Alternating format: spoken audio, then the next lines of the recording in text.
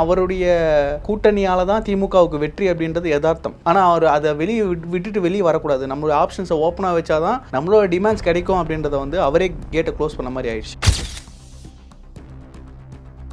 அதிகாரத்திலையும் ஆட்சியிலும் பங்கு கேட்கறது அப்படின்றது இது வரைக்கும் ஆட்சியில் இருந்த திமுக அது எங்கேயுமே பேசுனது கிடையாது, இப்போ கூட பேசுறது கிடையாது. ஆனால் அதை தூண்டி விட்டது அப்படின்னு பார்த்தீங்கன்னா பெரிய ஒரு விஷயமா தூண்டி விட்டதுன்னா விஜய் அண்ணா தான் தூண்டி விட்டார். ஸோ அந்த இடத்துல இங்கே ஒடுக்கப்பட்ட மக்களுக்கான அதிகாரம் ஆட்சியில் கிடைக்கணும், அவங்க அந்த ஒரு பார்கெனிங் கெப்பாசிட்டி இன்க்ரீஸ் பண்ணிக்கணும் அப்படின்ற ஒரு விஷயத்த இங்கே விஜய் நான் ஊக்குவித்துட்டார். அந்த ஊக்கத்தின் மூலமாக இன்னைக்கு திருமாவளவன் திமுக கூட்டணிக்கே நீங்கள் வரலாம் அப்படின்னு கூப்பிட்ற அளவுக்கு அவர் பேச ஆரம்பிச்சிட்டார். விமர்சனங்கள், கட்சி தலைவர்கள், நடிகர்கள்னு சொல்கிறீங்களா, அது முக்கியமாக இப்போதைக்கு வர்றது திமுக பக்கத்துலேருந்து வருது. ஏன்னா பயம், பதட்டம் எல்லாம் அங்கே தான் ஆரம்பிக்குது. என்ன நினைச்சாங்க, எல்லாரும் தனித்தனியாக நிற்கிறாங்க, வாக்கு பிரிஞ்சிரும், நமக்கு வெற்றி நிச்சயம் அப்படின்னு நினைச்சாங்க. இப்போ அதிமுக பாஜக ஒரு பக்கம் நின்றதுனால ஒட்டுமொத்தமாக சிறுபான்மையினர் வாக்குகள் திமுகவுக்கு வர வேண்டியது விஜய் அண்ணாவுக்கு போகும் அப்படின்ற ஒரு எண்ணத்துலையும் அவங்க இருக்காங்க. இஸ்லாமிய கிறிஸ்தவர் வாக்குகளை குறி வச்சு தான் திமுக எப்பவுமே செயல்படும். அது இங்கே போகுதே அப்படின்றது, அதை எப்படி உடைக்கலாம் அப்படின்னு சொல்லும்போது சக நடிகர்கள், துணை நடிகர்கள் இவங்களெல்லாம் வச்சு பேசுறது இது திமுக காலங்காலமாக செய்யும். இன்னைக்கு அவங்க என்ன பேசுவாங்கன்னா, நடிகர்கள் பின்னாடி போறவங்கலாம் அரசியல் தெரியாத தற்குறிகள், அவர்கள்லாம் தொண்டர்களா அப்படின்னு பேசக்கூடியவர்கள் தான். ஆனால் அதே சினிமா நடிகைகளை தங்களுடைய மேடைகளில் ஏற்றி பேசுறது. விஜய் அண்ணா ஒரு விஷயத்தையும் பார்த்து மக்களுக்காக மட்டும் யோசிச்சு செய்கிறாரா, இவங்களுக்கு அது பதறுது. மக்கள் பேராதரவு, உளவுத்துறை ரிப்போர்ட் இதெல்லாம் பார்த்தாலே அவங்களுக்கு தூக்கம் வரல. எதையாவது ஒன்றத்தை பேசிக்கிட்டே இருக்கணும், யாராவது திட்டிகிட்டே இருக்கணும், அந்த திட்டுறதுக்கு யாராவது கமெண்ட் கொடுக்கணும், இப்படியே தான் போகணுன்ற அரசியலை இவங்க எதிர்பார்க்குறாங்க. அதை தாண்டி விமர்சனங்களை புறந்தள்ளிட்டு பாசிட்டிவான விஷயங்களை எடுத்துக்கிட்டு சரியான விமர்சனங்களை கையாண்டுட்டு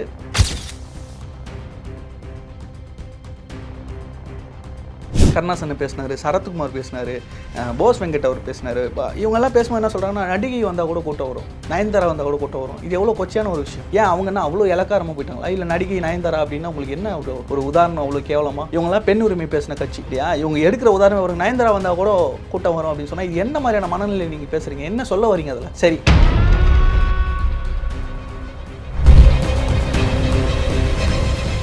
டிஎன் மீடியா நேயர்களுக்கு வணக்கம். இன்று நம்முடன் நேர்காணலுக்காக தமிழ்நாடு இளைஞர் கட்சியிலேருந்து நரேஷ் அவர்கள் இணைந்திருக்காங்க. வணக்கம் சார். வணக்கம் பிரதர். சார், திருமாவளவன் இன்னைக்கு ஒரு ப்ரெஸ் மீட் கொடுக்கும்போது விஜய் அவர்கள் எங்கள் கூட்டணிக்கு வந்தால் நாங்கள் ஏற்றுப்போம் அப்படின்றத சொல்லியிருக்காரு. வருவாரா? அதுவும் விஜய் அவர்கள் திமுக வந்தால் ஏற்றுப்பாங்களா? இல்லை, அவர் திமுக கூட்டணி கூப்பிட்டாரா இல்லை அவருடைய கூட்டணிக்கு கூப்பிட்டாரா அப்படின்றது ஒரு கேள்வி. விஷயம் அது கூட்டணி தலைமை யார் அப்படின்ற ஒரு கேள்வி இருக்கு இல்லையா? இங்கே தெளிவாக சொல்லிட்டாங்க. தாவேகா சார்பா விஜய் அண்ணா தெளிவாக அறிக்கை கொடுத்துருந்தாங்க. தாவேகாவின் கூட்டணியை தலைமையை ஏற்று வரவங்களுக்கு கூட்டணியில் நாங்கள் அரவணைச்சிக்கிறோம் அப்படின்னு சொல்லிட்டாங்க. ஸோ இப்போது அந்த கூட்டணி பேச்சுவார்த்தைகள்லாம் போகும்போது திருமாவளவன் அவர்கள் எங்கே போனாலுமே அந்த ஒரு கேள்வி அப்படின்றது அவர் முன்னாடி வைக்கப்படுது. தர்ம சங்கடமான ஒரு நிலை என்னென்னா, அவர் முன்னாடியே அவர் கேட்டை க்ளோஸ் பண்ணிட்டார். ஏன்னா இப்போ அவர் இருக்கக்கூடிய கூட்டணியில் இருப்பை தக்க வச்சுக்கணும் அப்படின்ற ஒரு எதிர்பார்ப்பு அது அவருக்கு பேக் ஃபயர் தான் இருக்குது. சொல்லப்போனால் அவருடைய கூட்டணியால் தான் திமுகவுக்கு வெற்றி அப்படின்றது யதார்த்தம். ஆனால் அவர் அதை வெளியே வரக்கூடாது. நம்மளோட ஆப்ஷன்ஸை ஓப்பனாக வச்சாதான் நம்மளோட டிமாண்ட்ஸ் கிடைக்கும் அப்படின்றத அவரே கேட்டை க்ளோஸ் பண்ண மாதிரி ஆயிடுச்சு. இந்த பக்கமாக இன்னைக்கு 2026 தேர்தலை நோக்கி பயணிக்கக்கூடிய எல்லா அரசியல் கட்சிகளும் தொலைநோக்கில் பார்க்குறது என்ன அப்படின்னா, அதிகாரத்திலையும் ஆட்சியிலும் பங்கு கேட்கறது அப்படின்றது. இது வரைக்கும் ஆட்சியில் இருந்த திமுக அது எங்கேயுமே பேசுனது கிடையாது, இப்போ கூட பேசுறது கிடையாது. ஆனால் அதை தூண்டி விட்டது அப்படின்னு பார்த்தீங்கன்னா பெரிய ஒரு விஷயமா தூண்டி விட்டதுன்னா விஜய் அண்ணா தான் தூண்டி விட்டார். ஸோ அந்த இடத்துல இங்கே ஒடுக்கப்பட்ட மக்களுக்கான அதிகாரம் ஆட்சியில் கிடைக்கணும், அவங்க அந்த ஒரு பார்கெனிங் கெப்பாசிட்டி இன்க்ரீஸ் பண்ணிக்கணும் அப்படின்ற ஒரு விஷயத்த இங்கே விஜய் நான் ஊக்குவித்துட்டார். அந்த ஊக்கத்தின் மூலமாக இன்றைக்கி திருமாவளவன் அண்ணன் திமுக கூட்டணிக்கே நீங்கள் வரலாம் அப்படின்னு கூப்பிட்ற அளவுக்கு அவர் பேச ஆரம்பிச்சிட்டார். ஏன்னா இங்கே அவர் சொல்கிறது முக்கியமான விஷயம், மதவாதிகளும் சாதியவாதிகளும் எங்களுக்கு தேவையில்லை, அவங்கள தவிர யார் வந்தாலும் ஏற்றுக்குவோம் அப்படின்றார் இல்லையா? விஜய் அண்ணாவா தான் சொல்கிறார், மதவாதிகளும் சாதியவாதிகளும் வேணாம், ஊழல்வாதிகளும் வேண்டாம் அப்படின்றார். நீங்கள் மதவாதிகளுக்கும் சாதியவாதிகளுக்கும் ஊழல்வாதிகள் பரவாயில்ல அப்படின்னு போகிறீங்க, மதவாதமும் சாதியவாதமும் ஊழல்வாதமும் எங்களுக்கு வேண்டாம், நான் மக்கள் பக்கம் நிற்கிறேன், நீங்கள் என் கூட வாங்க அப்படின்னு விஜய் அண்ணா கூப்பிட்றாரு. இன்றைக்கி ஏதோ நம்ம சொல்கிறோம் திமுக கூட்டணி இன்டாக்டாக இருக்குது, ஸ்ட்ராங்காக இருக்குதுன்னு. நான் திரும்ப சொல்கிறேன், எந்த ஒரு கூட்டணியுமே இன்னும் முடிவாகலை. நீங்கள் பாஜக அறிவிச்சது அதிமுக தலைமையிலான கூட்டணின்னு சொல்லி பாஜக அறிவிச்சது. ஆனால் அதுக்கப்புறம் அதிமுக சைட்லேருந்து பெருசாக ஸ்ட்ராங்காக எந்த ஒரு ரெஸ்பான்ஸும் இல்லை. பேட்டிகள் கொடுக்குறாங்க, அவ்வளோதான், சின்னதாக போதே தவிர இந்த கூட்டணி இன்டாக்டான மாதிரி அவங்களே எதுவும் பெருசாக பேசிக்கிறது இல்லை. ஒவ்வொரு நாளும் திமுக கூட்டணியில் இருக்கிறவங்க வெளியே பேட்டி கொடுக்குறது என்னென்னா, நாங்கள் திமுக கூட்டணியில் இருக்கிறோம்னு அட்டனன்ஸ் போட்டுக்கிட்டு இருக்காங்க. திருமாவளவன் இருந்தாலும் சரி, மதிமுக இருந்தாலும் சரி, எல்லாருமே சொல்கிறது இதுதான். என்ன அப்படின்னா, அங்கேருந்து வெளியே வந்துட்டோம் அப்படின்னா எதிரில் எந்த இடத்துக்கு போகலாம் அப்படின்ற ஒரு ஆப்ஷன் ஓப்பனாக வைக்கிறத யாரும் வந்து விரும்பலை. இப்போது திமுகவும் அதை வந்து விட்டு வைக்கல. ஸோ அதற்கு அடிப்பணிகிற மாதிரி தான் இன்றைக்கி கூட்டணி கட்சிகள் இயங்கிட்டு இருக்கு. இந்த கூட்டணி அப்படின்றது இன்றைக்கி நம்மளுக்கு பார்க்குறதுக்கு ஸ்ட்ராங்காக இருக்கிற மாதிரி தெரியலாம். இன்னும் இருக்குது, தொகுதி பங்கீடுகள் இருக்குது, சீட்டு பங்கீடுகள் இருக்குது. ஸோ இதெல்லாம் வரும்பொழுது அந்த கூட்டணி தொடருமா இல்லை உடையுமா, எந்த பக்கம் சேரும், இந்த பேலன்ஸ் இல்லாமல் நிற்குமா அப்படின்ற விஷயங்கள்லாம் நம்ம பொறுத்து வந்து பார்க்கணும். ஆனால் இந்த இடத்துல எந்த கூட்டணிகள் நம்மளுக்கு வருதோ இல்லையோ, மக்கள்கிட்ட நம்மளுடைய கட்சியை கொண்டு போய் சேர்க்கணும் அப்படின்ற வேலையில் கட்டமைப்பு வேலைகளில் தாவேகா வந்து தொடர்ந்து பலமாக வேலை செஞ்சிட்ருக்காங்க. ஸோ மக்களுடைய எதிர்பார்ப்பும் பல கருத்து கணிப்புகள், நான் வந்து அதை முழுசாக நம்புறது இல்லை. பட் ஆனால் மக்களுடைய ரிஃப்ளெக்ஷனை வந்து ஓரளவுக்கு பிரதிபலிக்கிற மாதிரி தான் கருத்து கணிப்புகள் வரும். அந்த மாதிரி ஓரளவுக்கு வர்றதே பார்த்திங்கன்னா யாரும் அன்எக்ஸ்பெக்டடாக எதிர்பார்க்காத வித ஆதரவு எம்ஜிஆர் அவர்களுக்கு இருந்த மாதிரி விஜயகாந்த் அவர்களை விட அதிகமான ஒரு ஆதரவு மக்கள் மத்தியில் இருக்கிறத வந்து நிறைய பேர் இப்போ ஒத்துக்கிறாங்க. காலப்போக்கில் அதுவும் மாறும். இன்னும் களத்துக்கு வரணும், களத்தில் வந்துக்கிட்டு இருக்காங்க இப்போ தான். ஸோ ஒரு விஷயமாக கட்சியுடைய கட்டமைப்பு தான் பேஸ். எந்த ஒரு கட்சிக்குமே சரி, தேர்தல் அரசியலை வாக்கு வங்கி அரசியல் நோக்கி போகும்போது கட்டமைப்பு அப்படின்றது அடிப்படை தேவை. அதை வளர்க்குற வேலையை தாவேகா பண்ணிகிட்ருக்கு. தொடர்ந்து இது கூட்டணிகளை தாண்டி வெற்றி பெறக்கூடிய ஒரு அணியாக தாவேகா மாறப்போகுதுன்றது எந்த ஒரு மாற்று கருத்தும் இல்லை. இந்தியா பாகிஸ்தான் வார் முடிஞ்ச மாதிரியே தமிழக வெற்றி கழகமும் சைலண்டாகவே இருக்குது சார். மதுரைக்கு அப்புறம் வந்து பார்த்தீங்கன்னா எந்த ஒரு அப்டேட்டும் இல்லாமல் அப்படியே அமைதியாகவே இருக்காங்கல்ல, என்ன காரணம்? இல்லை, அது புயலுக்கு முன் வரக்கூடிய அமைதியாக தான் நான் பார்க்குறேன். ஏன்னா கோயம்புத்தூர் அந்த ஒரு பூத் கமிட்டி மாநாட்டுக்கு முன்னாடி நான் பூத் கமிட்டிக்காக மாநாடே போட போகிறேன் அப்படின்னு சொல்லி சில நாட்கள் வந்து காத்திருந்தாங்க. தயாரிப்புகள் நடக்கும். ஸோ ஒரு ஈவெண்ட்டையும் வந்து ரொம்ப பிளான் பண்ணி பண்ணுறாங்க. அதையும் மீறி மக்களுடைய பேராதரவு அந்த இடத்துல வந்து கண்ட்ரோல் பண்ண முடியாமல், இந்த தமிழக காவல்துறையால் கண்ட்ரோல் பண்ண முடியாமல், அரசால் கண்ட்ரோல் பண்ண முடியாத அளவுக்கு மக்கள் கூட்டம் ஆதரவாக வந்து அங்கே பெருகுது. ஸோ அதையுமே வந்து தான் மேலே தப்பு இல்லை அப்படின்னாலும் தன்னால் எந்த தவறும் நடந்துடக்கூடாதுன்றதுக்காக அவர் முன்னெச்சரிக்கையாக எல்லாரும் இதை செய்யாதீங்க, இதெல்லாம் செய்யுங்க அப்படின்னு சொல்லிட்டு அவரும் அறிவுரை கொடுக்குறாரு. கட்சி தொண்டர்களுக்கு உங்களுடைய பாதுகாப்பு முக்கியன்றதை அவரே அறிவுரையாக கொடுக்குறாரு விஜயண்ணா. ஸோ அதை தொடர்ந்து ஒரு விஷயத்தையும் பிளான் பண்ணி தான் பண்ணுறாங்க. அடுத்து வரப்போகுது, இப்போது இந்த ஆண்டுக்கான கல்வி விருது விழா நடக்க போகுது. ஸோ அது எல்லாமே எதிர்நோக்கி அவங்க வேலை பார்த்துக்கிட்டு இருக்காங்க. கிரவுண்ட் லெவலில் வேலை போயிட்டுருக்கு பதர். அது வந்து செய்திகளாக வெளியே வர்றதில்ல. இன்றைக்கு போர் சூழல் எப்போ வந்து இப்போ கூட கருணாஸ் அண்ணன் வந்து பேசினார், திமுக ஒரு பேரணி நடத்தி பாதி கூட முடியல, அதுக்குள்ளே போர் நின்றுச்சுன்ற மாதிரி. அப்படிலாம் நம்ம பேச முடியாது. வேலைகள் நடந்துக்கிட்டு இருக்கு, கூடிய சீக்கிரத்தில் நம்ம பார்ப்போம். இப்போ பூத் கமிட்டி நீங்கள் சொன்னீங்க, அடுத்த பூத் கமிட்டி வந்து பார்த்தீங்கன்னா மதுரை, கன்னியாகுமரின்ற மாதிரி விஷயங்கள்லாம் பேசப்பட்டுச்சு. அடுத்த பூத் கமிட்டி எங்கே வைப்பாங்க? சைலண்ட்டாகவே இருக்காங்களே, என்ன? ஸோ நம்ம கடந்த சில நாட்களுக்கு முன்னாடியே மதுரைக்கு அவர் வந்து ஒரு ஷூட்டிங் வேலையாக போகும்போதே ஒரு ப்ரெஸ்ஸை சந்தித்து சில விஷயங்கள் சொல்லிட்டு போனார். மதுரைக்கு நான் திரும்ப இன்னொரு அக்கேஷனுக்கு வரப்போகிறேன், அப்போ நம்ம கண்டிப்பாக மீட் பண்ணி பேசலாம், இப்போ பேசக்கூடிய நிலைமையில் நான் பர்சனல் வேலையாக போகிறேன் அப்படின்னு சொல்லியிருந்தார். ஸோ அதிலேருந்து நம்ம புரிஞ்சிக்க வேண்டியது என்னென்னா, அடுத்து தென் மாவட்டங்களுடைய தென் மண்டலத்துடைய பூத் கமிட்டி மீட்டிங் ஆர்கனைஸ் ஆகுது அப்படின்னு நம்ம புரிஞ்சிக்கலாம். இது எப்படின்னா, எல்லா பூத்துகளுக்கும் ஃபில் பண்ணப்பட்டு அந்த பூத் ஏஜென்ட்ஸை வந்து ஒரு கோஆர்டினேட் பண்ணி அவங்களுக்கு ஐடி கார்ட்ஸ்லாம் கொடுத்து ஒரு ப்ரிப்பேர்டான ஒரு டீமாக இருக்கும்போது அந்த டீமுக்கான மீட்டிங் ஆர்கனைஸ் பண்ணுறாங்க.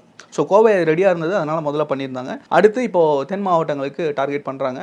முடிச்சதுக்கப்புறம் வருவாங்க, டெல்டா வருவாங்க, அதுக்கப்புறம் வட மாவட்டங்கள் வருவாங்க, இதெல்லாம் இருக்கும். ஸோ அடுத்து மதுரை அப்படின்றதுல ஒரு சின்ன ஒரு ஹிண்ட் கொடுத்துருக்காரு. ஸோ மதுரை மக்களுடைய வரவேற்பு ரீசெண்டாக கூட பார்த்துருப்பீங்க, ஒரு போஸ்டர் கூட சர்ச்சையாச்சு.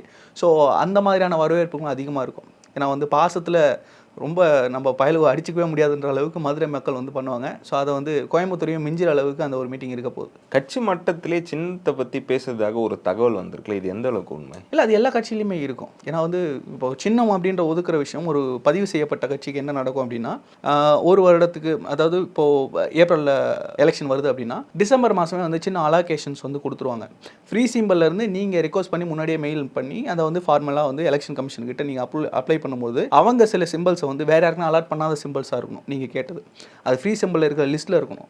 நீங்கள் ஏதாவது புதுசாக ஒரு சிம்பிளை கேட்குறீங்க அப்படின்னா அதை நீங்கள் ப்ரப்போசல் கொடுத்து அதுக்கு எலெக்ஷன் கமிஷன் ரிவ்யூ பண்ணி அப்ரூவல் கொடுக்கணும். ஸோ இது எல்லாமே ப்ராக்ரஸ் இப்போ போயிட்டுருக்கோம், ஒர்க் போயிட்டுருக்கோம். ஸோ அதற்கான வேலைகள் போகும்போது தான் அந்த ஒரு சின்ன சின்ன கசியும் இல்லையா செய்திகள் அந்த மாதிரி வர்றது. சின்னங்கள் அப்படின்னும் பொழுது மக்கள்கிட்ட எளிமையாக கொண்டு போய் சேர்க்கக்கூடிய சின்னங்களா, தினமும் அவங்க கையில் பயன்படுத்தக்கூடிய சின்னங்களா, அவர்களோட வாழ்க்கையோட ஒன்றிய சில விஷயங்களை வந்து சின்னங்களாக கேட்கறதுக்கான வாய்ப்புகள் அதிகமாக இருக்குது. ஸோ நம்ம டெய்லி பார்க்குற விஷயம், அந்த ஒரு பொருள் இல்லாமல் நம்மளால் இருக்க முடியாது அப்படின்ற சில விஷயங்களை வந்து தேர்ந்தெடுப்பாங்க. அதுதான் மக்கள்கிட்ட எளிமையாக கொண்டு போய் சேர்க்க முடியும். உதாரணத்துக்கு மோதிரம், செல்ஃபோன், அப்புறம் வந்து வளையல், இந்த மாதிரி நிறைய விஷயங்கள் இருக்குது. ஸோ மக்கள் அன்றாடம் பயன்படுத்தக்கூடிய சில விஷயங்களை வந்து சின்னங்களாக கொண்டு போவாங்க. டிசம்பர் ஜனவரிக்குள்ளார பதிவு செய்யப்பட்ட கட்சிகளுக்கான சின்னம் ஒதுக்குறது வந்து எலெக்ஷன் கமிஷன் முடிச்சிடும். ஸோ அதற்கான ப்ராசஸ் போயிட்டுருக்கு. நம்ம கேட்குறது வந்து எல்லாருக்குமே ஒரு ஆப்ஷன் இருக்கு இல்லையா? கிரிக்கெட் பேட் வந்து சின்னமாக எடுக்கலாம் அப்படின்னு சிலர் சொல்லுவாங்க, ஆட்டோ எடுக்கலாம்னு சொல்லுவாங்க. ஸோ இதெல்லாம் இருக்கும். அவங்க டீமோட அனலைஸ் பண்ணி மக்கள்கிட்ட எது சீக்கிரமாக கொண்டு போகலாம், டிஃப்ரெண்ட்டாக எப்படி கொண்டு போகலாம் அப்படின்ற விஷயங்கள். இன்றைக்கி வந்து எந்த ஒரு சின்னமாக இருந்தாலும் சரி, விஜய் எனக்கு ஒரு நாள் போதும், ஓவர் நைட்டில் வந்து அந்த சின்னத்தை எல்லா வீட்டுகளுக்கும் கொண்டு போய் சேர்த்துட முடியும். சோஷியல் மீடியாவுடைய இம்பேக்ட் அப்படின்றது இந்த எலெக்ஷனில் ரொம்ப பெருசாக இருக்கும். இது 2014 நம்ம பார்த்தோம். முதல்ல 2014 பாராளுமன்ற தேர்தல் நடக்கும்போது பிரதமர் மோடி அவர்கள் வந்து இதை சரியாக பயன்படுத்தினார். அந்த நேரத்தில் சோஷியல் மீடியாவில் இன்ட்ராக்ஷன் பண்ணுறது, சோஷியல் மீடியா இன்ஃப்ளூயன்சஸ் பேசுகிறது, இதெல்லாம் வந்து அந்த டைமில் அந்த சோஷியல் மீடியா பீக் ஆகிற டைமில் வந்து அதை பிக்கப் பண்ணார். ஸோ இன்றைக்கி பீக்கில் இருக்குது. இது வந்து விஜயனுக்கு நல்ல சாதகமாக அமையுன்றதில் எந்த ஒரு மாற்று கருத்தும் இருக்க முடியாது. ஸோ சின்னம் எதுவாக இருந்தாலும் ஓவர் நைட்டில் அதை கொண்டு போய் சேர்க்கறதுக்கு தாவேக தொண்டர்கள் தயாராக இருக்காங்க. தமிழக வெற்றி கழகத்தின் மீதும் தலைவர் விஜய் அவர்கள் மீதும் வந்து பார்த்தீங்கன்னா கடும் விமர்சனங்கள் தொடர்ந்து கட்சி தலைவராக இருக்கட்டும், நடிகர்களாக இருக்கட்டும், எல்லாருமே வச்சுட்டு இருக்காங்களா? இதுக்கு ஒரு முற்றுப்புள்ளி வைக்கிறதா இருந்தால் என்ன வைப்பீங்க? ஸோ இந்த விமர்சனங்கள் கட்சி தலைவர்கள், நடிகர்கள்னு சொல்கிறீங்களா, அது முக்கியமாக இப்போதைக்கு வர்றது வந்து திமுக பக்கத்துலேருந்து வருது. ஏன்னா வந்து பயம், பதட்டம் எல்லாம் அங்கே தான் ஆரம்பிக்குது.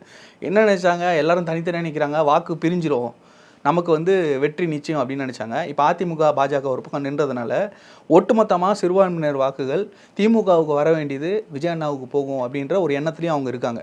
இஸ்லாமிய கிறிஸ்தவர் வாக்குகளை குறி வச்சு தான் திமுக எப்பவுமே செயல்படும். அது இங்கே போகுதே அப்படின்றது, அதை எப்படி உடைக்கலாம் அப்படின்னு சொல்லும்பொழுது சக நடிகர்கள், துணை நடிகர்கள் இவங்களெல்லாம் வச்சு பேசுகிறது, இது வந்து திமுக வந்து காலங்காலமாக செய்யும். இன்றைக்கி அவங்க என்ன பேசுவாங்கன்னா, நடிகர்கள் பின்னாடி போகிறவங்கெல்லாம் அரசியல் தெரியாத தற்குறிகள், அவர்கள்லாம் வந்து தொண்டர்களா அப்படின்னு பேசக்கூடியவர்கள் தான். ஆனால் அதே சினிமா நடிகைகளை தங்களுடைய மேடைகளில் ஏற்றி பேசுகிறது, நடன நிகழ்ச்சி நடத்துறது, சினிமா பாராட்டு விழா நடத்துறது, இதெல்லாமும் திமுக செய்யும். இது காலங்காலமாக செஞ்சுக்கிட்டு வந்துட்டு இருக்காங்க. இப்போ பிரச்சாரங்கள்லேயே பார்த்தீங்கன்னா நடிகர்களை கூப்பிட்டு பிரச்சாரத்துக்கு ஏற்றுறது. ஸோ இந்த நடிகர்கள் நீங்கள் ஏற்றுறீங்களா, திமுக மேடைகள் ஏற்றுறீங்களா, இவங்களுக்கு பின்னாடி வரவங்களும் அதே சினிமா ரசிகர்கள் தானா, தற்கூரிகள் தானா? திமுக எப்படி பார்க்கும் அப்படின்னா, தன்னை எதிர்த்து போட்டிடுறவன் யாராக இருந்தாலும் ஒன்று அவனுக்கு பிஜேபி சாயத்தை பூசணும், இல்லையா அவனை பர்சனலாக அட்டாக் பண்ணணும். இவங்களுக்கு பேசுகிறதுக்கு வேறு எதுவுமே இல்லை. இவருடைய அரசியல் செயல்பாடுகளை விமர்சிக்கிறதுக்கு எதுவுமே இல்லை. அப்படி விமர்சித்தா ஒரு விமர்சனத்தை தாண்டி அதை வந்து வெற்றி பாதை கொண்டு போயிடுறாரு. விஜய் அண்ணா ஒரு விஷயத்தையும் பார்த்து மக்களுக்காக மட்டும் யோசித்து செய்கிறாரா? இவங்களுக்கு அது பதறுது. மக்கள் பேராதரவு, உளவுத்துறை ரிப்போர்ட் இதெல்லாம் பார்த்தாலே அவங்களுக்கு தூக்கம் வரல. எதையாவது ஒன்றத்தை பேசிக்கிட்டே இருக்கணும், யாராவது திட்டிகிட்டே இருக்கணும், அந்த திட்டுறதுக்கு யாராவது கமெண்ட் கொடுக்கணும், இப்படியே தான் போகணுன்ற அரசியலை வந்து இவங்க எதிர்பார்க்குறாங்க. அதை தாண்டி விமர்சனங்களை புறந்தள்ளிட்டு பாசிட்டிவான விஷயங்களை எடுத்துக்கிட்டு சரியான விமர்சனங்களை கையாண்டுட்டு தாவேகா முன்னேறி போயிட்டே இருக்குது. உதாரணத்துக்கு இப்போது கருணாசன் கூட பேசினார், சரத்குமார் பேசினார், போஸ் வெங்கட் அவர் பேசினார். இவங்கெல்லாம் பேசும்போது என்ன சொல்கிறாங்கன்னா, நடிகை வந்தால் கூட கூட்டம் வரும், நயன்தாரா வந்தால் கூட கூட்டம் வரும். இது எவ்வளோ கொச்சையான ஒரு விஷயம். ஏன் அவங்க என்ன அவ்வளோ இலக்காரமாக போயிட்டாங்களா? இல்லை நடிகை நயன்தாரா அப்படின்னா உங்களுக்கு என்ன ஒரு உதாரணம் அவ்வளோ கேவலமாக? இவங்கெல்லாம் பெண் உரிமை பேசின கட்சி இல்லையா? இவங்க எடுக்கிற உதாரணம் ஒரு நயன்தாரா வந்தால் கூட கூட்டம் வரும் அப்படின்னு சொன்னால் இது என்ன மாதிரியான மனநிலை நீங்கள் பேசுகிறீங்க, என்ன சொல்ல வரீங்க அதில்? சரி, அப்படியே வந்து சொன்னார், அஜித் வந்தால் கூட டபுள் மடங்கு கூட்டம் வரும் அப்படின்னு சொல்லி. இவங்க அஜித் மேடெல்லாம் கரிசனம் கிடையாது, விஜய் நம்மளை காண்டு. அதனால் அஜித் ரசிகர்களை போரலைஸ் பண்ணுறதுக்கு அங்கே அஜித் சாரை வச்சு பேசுகிறாங்க. அஜித் சார் என்ன சம்பவம் பண்ணார் ஞாபகம் இருக்குல்ல? கலைஞரை மேடையில் வச்சுக்கிட்டு, முதல்வராக இருக்கும் மேடையில் வச்சுக்கிட்டு, எங்களை துறையில் எங்கள் வேலையை செய்ய விடுங்கன்னு சொன்னார். அப்போவே புரிஞ்சிருக்கணும் சினிமா துறையில் இவங்க ஆட்சியில் இருந்தாங்கன்னா எந்த அளவுக்கு மோனோபொலி பண்ணுவாங்கன்ட்டு. விஜய் அண்ணாவுக்காக திணிக்கப்பட்ட தலைவர் தான் இன்றைக்கி உதயநிதி. அன்றைக்கு எம்ஜிஆருக்காக முத்துவை திணிக்கப்பட்டாங்க, இன்றைக்கி வந்து உதயண்ணா வச்சு திணிக்கப்படுறாங்க. ஸோ இந்த திணிப்புகள்லாம் மக்கள் வந்து கண்டிப்பாக புறக்கணிப்பாங்க.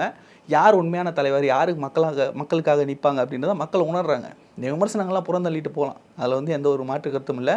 இவர்களுடைய முக்கியமான விஷயம் பயம், பதட்டம். அதை எப்படி தணிக்கிறதுன்னு தெரில. சிவாஜி கிருஷ்ணமூர்த்தி வச்சு பேசுவாங்க, லியோனி பற்றி வச்சு பேசுவாங்க, இல்லைனா போஸ் வெங்கட் வச்சு பேசுவாங்க, கருணாஸ் வச்சு பேசுவாங்க. கருணாஸுடைய பின்பலம்லாம் நம்ம வந்து பார்த்துருப்போம். ஆரம்ப காலத்துலேருந்து அவர் எங்கேருந்து எப்படி வந்தார், கூவத்தூரில் அவர் என்ன பண்ணார், அதெல்லாம் நம்ம பேசணும். அவரே நிறைய பேசியிருக்காரு. இதெல்லாம் பண்ணிவிட்டு இன்றைக்கி எதிர் திசையில் இருக்கிற திமுக மேடைக்கு போன உடனே அப்படியே மாற்றி பேசுகிறவர். ஸோ அவர் பேசக்கூடிய விமர்சனங்களுக்கெல்லாம் நம்ம வந்து பெருசாக கண்டுக்கணுன்ற அவசியம் இல்லை. நம்ம கடந்து போகலாம். போக வேண்டிய பயணம் நெடுதூரமாக இருக்குது. வெற்றி பாதை வந்து ரொம்ப கரடமோடாக இருக்குது. ஸோ அந்த பாதையை எப்படி கடக்கணும் அப்படின்றதுல தாவேகா வந்து மும்முரமாக இறங்கிட்டு இருக்காங்க. ஸோ அவர்களுடைய எதிர்வினைகளும் குறைஞ்சிருச்சு. தாவேகா வந்து தெரிஞ்சு போச்சு, இவங்க இப்படி தான் பண்ண போகிறாங்க. எந்த ஒரு ஆக்கப்பூர்வமான விமர்சனங்களும் திமுக வைக்கிறதுக்கு தயாராக இல்லை. கோவன் மாதிரி ஒரு கம்யூனிஸ்ட் தோழரையே எவ்வளவு கொச்சையாக பேச வைக்க முடியும் அப்படின்றத திமுக காட்டிடுச்சு. இதை தாண்டியும் போக போகிறாங்க. இந்த தாவேகா நிர்வாகிகள் இவங்க என்ன பண்ணாங்க தெரியுமா, அவன் என்ன பண்ணான் தெரியுமா, யாரோ ஒருத்தனுக்கு தாவேக்கா சாயம் பூசி அவன் இதை பண்ணான் தெரியுமா அப்படின்னு சொல்லிட்டுலாம் போவாங்க. ஸோ இதெல்லாம் வந்து புறந்தள்ளிட்டு பெண்களுக்கான பாதுகாப்பு, பொதுமக்களுக்கான வளர்ச்சி, இளைஞர்களுக்கான வளர்ச்சி, இதை தான் கொண்டு போக போகுது தாவேக்கா. இப்போ கூட நம்ம பெண்கள் பாதுகாப்பை பற்றி பேசுகிறோம். பொள்ளாச்சி வழக்கு நம்மளால் மறக்கவே முடியாது. அதிமுக ஆட்சியில் முக்கிய சில வழக்குகள், முக்கிய சில பிரச்சனைகள், மக்கள் பிரச்சனைகள் பார்த்திங்கன்னா அந்த பொள்ளாச்சி வழக்கு அப்படின்றது நம்ம காதுகளில் ஒலித்துக்கிட்டு இருக்கக்கூடிய ஒரு வார்த்தை. அண்ணா வலிக்குதுண்ணா அப்படின்ற ஒரு வார்த்தை, அது கசிய விடப்பட்டதோ எதுவோ, ஆனால் மக்கள் வந்து கொந்தளிச்சாங்க. அன்றைக்கு அந்த குற்றவாளிகள் காப்பாற்றப்படணும்னு சொல்லி அன்றைய ஆட்சியாளர்கள் ரொம்பவுமே மெனக்கட்டாங்க. ஏன்னா அரசியல் பின்புலம் இருக்குது, இவர்களுடைய பேக்ரவுண்டு அது இதுன்னு சொல்லி நிறைய விஷயங்கள். ஆனால் மக்களுடைய போராட்டம் இன்றைக்கு இத்தனை வருடங்கள் ஆனாலும் அதற்கு ஒரு மிகப்பெரிய வெற்றி கிடைச்சிருக்கு. தமிழக அரசு அவங்க சார்ந்த வழக்கறிஞர்கள் இந்த எந்த ஒரு சாட்சியும் பிழல் சாட்சியாக மாறாமல் இந்த தீர்ப்பு வந்து வழங்கியிருக்காங்க. சாகும் வரை ஆயுள் தண்டனை அப்படின்றது, வாழ்நாள் முழுவதும் சிறை அப்படின்றது ஒரு நல்ல தண்டனை, கண்டிப்பாக வரவேற்கத்தக்க ஒரு விஷயம். இது வந்து தவறு செய்தால் கிடைக்கக்கூடிய தண்டனை மட்டும் இல்லாமல் தவறு செய்யாமல் நடக்காமல் தடுக்கக்கூடிய முன்னெச்சரிக்கை நடவடிக்கைகளும் நிறைய அரசு எடுக்கணும். அதற்கான திட்டங்களும் தாவேக்கா இப்போ வகுத்துட்டு இருக்காங்க. ஏன்னா பெண்களுக்கான பாதுகாப்பு ஏதோ நம்ம பேசுறது மட்டும் இல்லை, அவர்கள் தன்னெழுச்சியாக வந்து வழக்கு கொடுக்கணும். இப்போ சமீபத்தில் சனிக்கிழமை நான் வந்து வேலூர்லேருந்து சென்னை வந்துட்டு இருக்கேன் பஸ்ஸில். ஒரு நபர் ரொம்ப மோசமான ஒரு தோற்றத்தில் இருக்கார். அவரை பார்த்தா பயப்படுற அளவு தோற்றத்தில் இருக்கார். அவர் வந்து பஸ்ஸில் ஏறினதுக்கப்புறம் அந்த பேருந்தில் இருந்த பெண்கள் எல்லாருமே அசௌகரியமாக உணர்றாங்க. ஏன்னா அவருடைய நடவடிக்கைகள் அந்த மாதிரி இருந்தது. யாருமே வாயை திறக்கலை. ஒரே ஒரு வார்த்தை நான் கேட்டேன், ஏன்ப்பா இந்த மாதிரி லேடிஸ் இருக்கிறதுல ஏன் இந்த மாதிரி மிஸ்பிஹேவ் பண்ணுறீங்க, ஏன் அப்படி ஒரு மாதிரி குறுக்குறுன்னு பார்க்குறீங்க. நான் கேட்டதுக்கப்புறம் 10 பேர் குரல் கொடுக்குறாங்க. அதுக்கப்புறம் இறங்கி ஓடுறான். இந்த ஒரு முதல் குரல் எங்கேருந்து வருது அப்படின்னா, நம்ம மக்களுக்கு எந்த பிரச்சனை வந்தாலும் நம்ம பார்த்துக்கலாம் அப்படின்ற தைரியமாக பேசுகிறோம் இல்லைங்களா, அந்த ஒரு குரல் யார்கிட்டேருந்து வருதோ அப்போ அந்த பிரச்சனைக்கு தீர்வு வரும். இங்கே பாதிக்கப்படும் பொழுதே அந்த பிரச்சனைக்கான ஒரு எதிர்ப்பு குரலை முக்கியமாக பெண்கள் வந்து எழுப்பும் பொழுது அதற்கான ஆதரவு குரல் ஆண்கள் கண்டிப்பாக நிற்பாங்க. இதை தொடர்ந்து நம்ம சமூகத்தில் பார்க்க தான் போகிறோம். இந்த ஒரு தீர்ப்பு கண்டிப்பாக ஒரு மாற்றத்தை கொடுக்கும் அப்படின்னு நம்புகிறோம். மேலும் நடக்கக்கூடிய தவறுகளை தடுக்கிறதுக்கான நடவடிக்கைகளும் அரசு எடுக்கணும்னு கேட்டுக்கிறோம். எங்களோடு இணைந்து பல்வேறு எக்ஸ்க்ளூசிவான தகவலை பகிர்ந்ததற்கு நன்றி சார். நன்றி.